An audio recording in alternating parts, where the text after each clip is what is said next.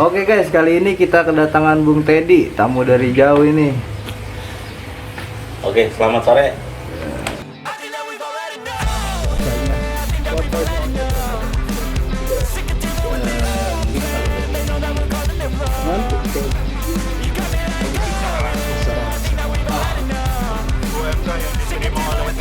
Basin dan jajarannya IT propaganda upacara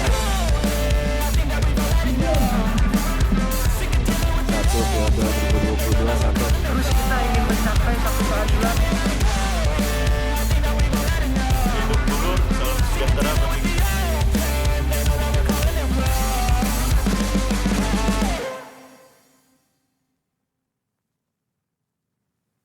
Kali ini kita akan ngopi bareng, ngobrol-ngobrol santai aja sama Bung Teddy seputar Serikat Pekerja Buruh dan organisasi. Langsung aja Bung Teddy kita ngobrol. Oke, mulai betul. Bung Teddy, Jelas. di dalam Serikat Pekerja PT nih, Bung Teddy menjabat sebagai apa ya? Kalau boleh tahu. Oh, bisa dibilang badan koordinasi sih. Yang tugas saya itu menyambungkan informasi dari ketua, pengurus, dan anggota agar anggota itu semakin kompak untuk memperjuangkan hak hak buruh di dalam perusahaan saya. Itu aja sih. Kalau dari ketertarikan Bung Teddy nih, apa sih yang menjadi daya tarik Bung Teddy nih sehingga Bung Teddy mau gitu aktif dalam berorganisasi? Kalau masalah tertarik atau aktif di dalam suatu organisasi itu karena panggilan hati saya, melihat organisasi yang saya ikutin ini semakin lama itu semakin down lah. Artinya perlawanan terhadap perusahaan itu semakin lemah gitu, karena kurangnya daya juang atau daya kekompakan daripada anggota yang mengikuti serikat. Apalagi kan sekarang ini ada bendera-bendera yang lain selain serikat yang saya ikuti. Yang mudah-mudahan dengan adanya saya aktif ini di suatu organisasi bisa mengajak teman-teman itu agar lebih kompak dan lebih aktif gitu. Ya alhamdulillah sih di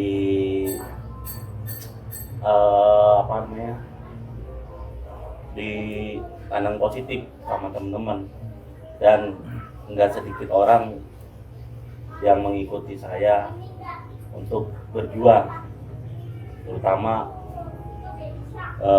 memperjuangkan kesejahteraan buruh, baik formal maupun informal. Kalau dari sudut pandang Bung Teddy nih, Ya. manfaatnya bergabung dalam serikat nih buat anggota-anggota, buat karyawan-karyawan yang belum bergabung nih, apa sih manfaatnya sih Bang? Oh, banyak sih. Ya, untuk teman-teman atau anggota-anggota atau karyawan yang belum masuk ke serikat, saya cuma ingin menginfokan atau ingin memberitahu bahwa manfaatnya itu ada ketika kita terkena masalah apa. Selama ini kan bukan atasan yang membela kita, tapi siapa? Orang-orang serikat, pengurus-pengurus serikat yang berada di depan kita. Kalau misalnya nanti kita bentur masalah peraturan, bentur masalah PHK atau segala macam, ya insya Allah pengurus-pengurus kita berada di garda terdepan untuk memperjuangkan hak-hak kita. Ketika kita nggak mengikuti, itu lebih bahaya. Karena apa? Ketika kita keluar dari perusahaan, tidak ada pembelaan apapun, maka hak kita itu susah untuk didapat, seperti jumlah pesangon, jumlah PHK yang didapat, jumlah uang PHK ya, dan itu pun sangat merugikan. Atau peraturan-peraturan yang dapat menekan karyawan, peraturan-peraturan dibuat oleh di dalam manajemen, bukan di dalam PKB ya, itu sangat merugikan. Makanya diperlukan untuk bergabung ke serikat itu sangat bagus buat lawyer lah, lawyer kita ketika kita terkena masalah. Nggak mungkin lah kita hidup di dunia ini, nggak mungkin nggak ada masalah, pasti ada masalah, baik itu di tempat kerja, di kehidupan pribadi. Makanya protek apa yang harus kita siapkan, yaitu untuk di dalam bekerja itu, yaitu serikat kerja. Itu sangat bermanfaat kalau buat saya. Oh gitu. Iya. Kalau menurut Bang Teddy nih, serikat pekerja yang udah ada di perusahaan Bang Teddy nih, apakah dia udah ibaratnya bener nggak memperjuangkan hak anggotanya gitu? Apa masih ada saran, apa harus gimana gitu? Saya berbicara serikat yang saya ikuti ya, bukan berbicara masalah serikat yang tidak saya ikuti, karena di perusahaan saya itu ada 3 serikat. Iya. Yang saya ikuti itu mayoritas yang memiliki anggota itu lebih banyak dibanding dua serikat ini. Kalau untuk memperjuangkan Hak hak kerjanya. buruh itu saya anggap sudah bagus. Artinya apa? Kewajiban hak buruh, baik gaji, baik tunjangan, baik dan lain-lain, itu sudah dipenuhi oleh perusahaan. Dan akibat dari itu, karena ada tekanan dari serikat saya dengan saya ikutin, baik kenaikan gaji dan lain-lain. Tapi yang saya pandang itu anggota-anggota lain, ya maaf, kurang dewasa gitu. Kurang dewasa itu dia memandang semua hal yang diinginkan itu sebagai haknya atau kewajiban perusahaan, padahal di dalam yang dia inginkan itu bisa aja kebijakan. Membedakan hak dan kebijakan itu, membedakan kewajiban dan kebijakan itu beda ya. Kalau yang namanya kebijakan itu nggak bisa dipres sama perusahaan, sama serikat, karena tidak teratur dalam PKB dan undang-undang. Jadi ya yang namanya kebijakan, kita bekerja dengan orang, yang penting kewajiban hak dan kewajiban kita sudah terlaksana, yaitu gaji, Iya benar. tunjangan, cuti, terus yang tertera dalam undang-undang. Yang saya tahu ya gaji dan cuti lah, itu terpenuhi.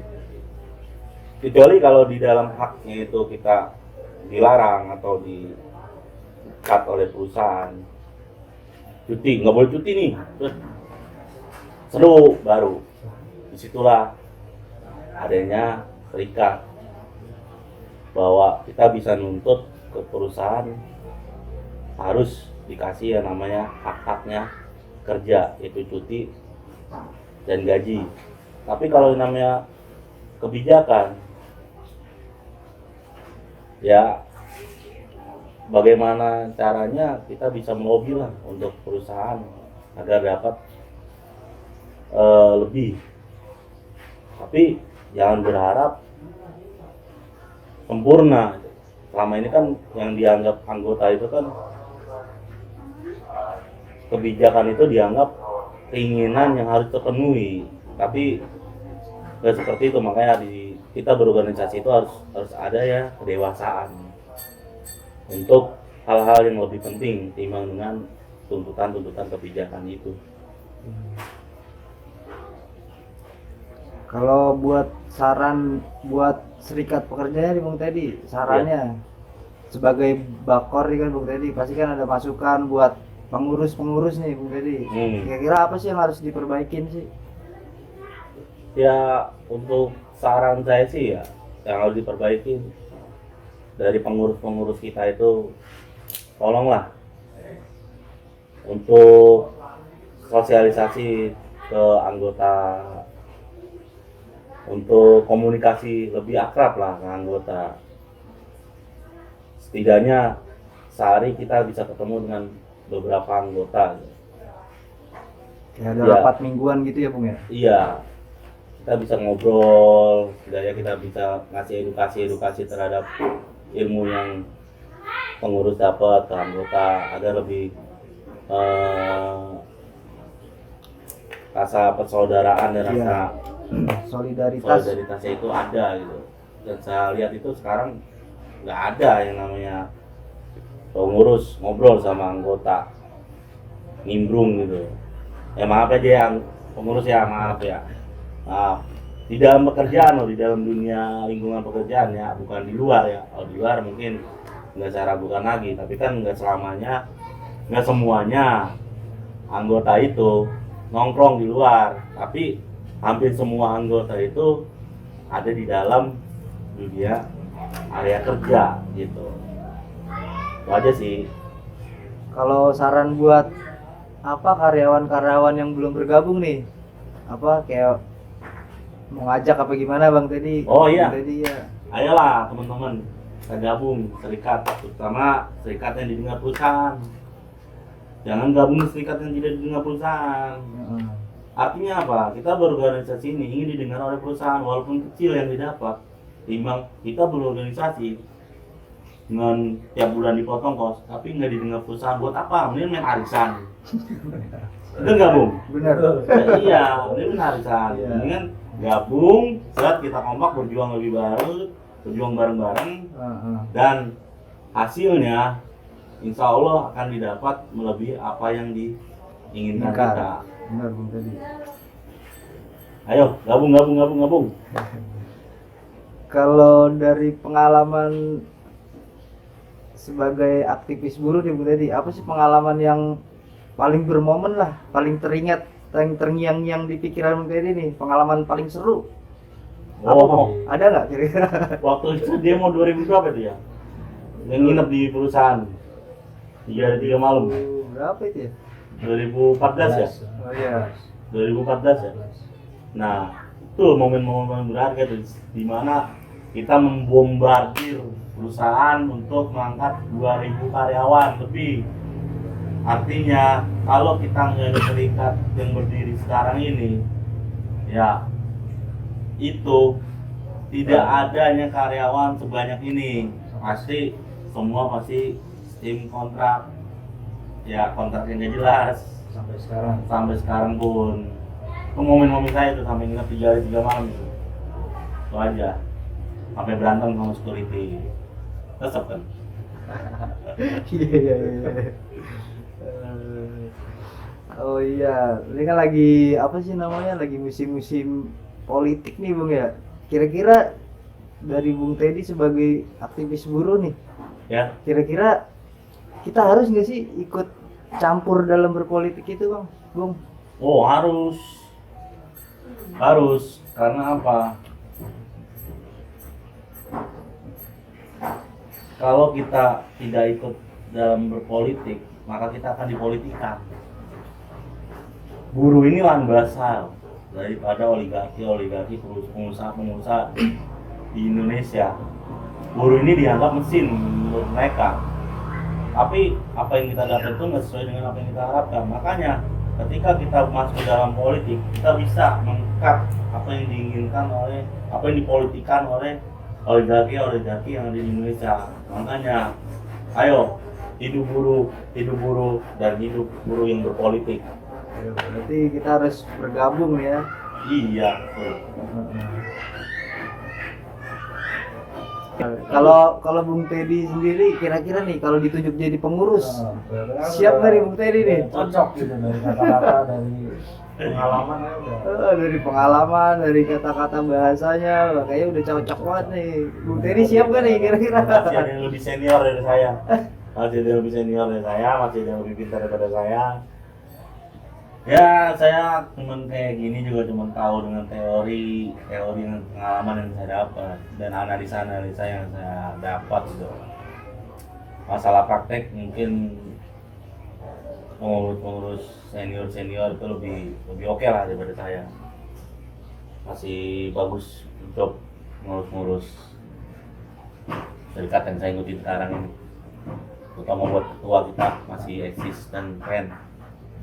Jadi kalau ditunjuk misalnya, Aduh, mau nolak apa tetap dijalani? saya akan menganalisa lagi. Ada nggak yang kira-kira lebih berbobot daripada saya? Gitu.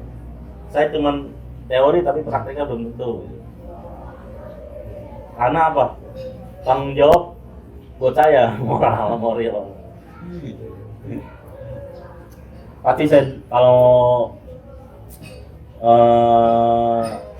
kalau untuk disuruh untuk aktif pasti insya Allah saya bantu aktif, terutama mengajak teman-teman yang belum ikut serikat untuk ikut. Saya akan terangkan fungsinya, terus saya akan melakukan pendekatan terhadap mereka. Jangan berpikir sebulan potong kos tapi nggak mau, lihat dulu manfaat yang ada gitu. Kita berorganisasi itu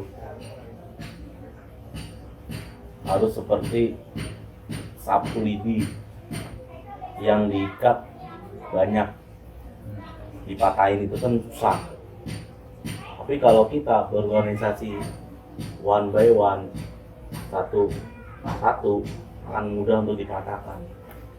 Makanya oligarki pengusaha yang kita bekerja sekarang itu bagaimana caranya dia itu memecah belah serikat-serikat yang ada di perusahaan kita agar gampang untuk dipatahkan. Itu tujuan perusahaan yang sekarang ini kita hadapi itu seperti itu.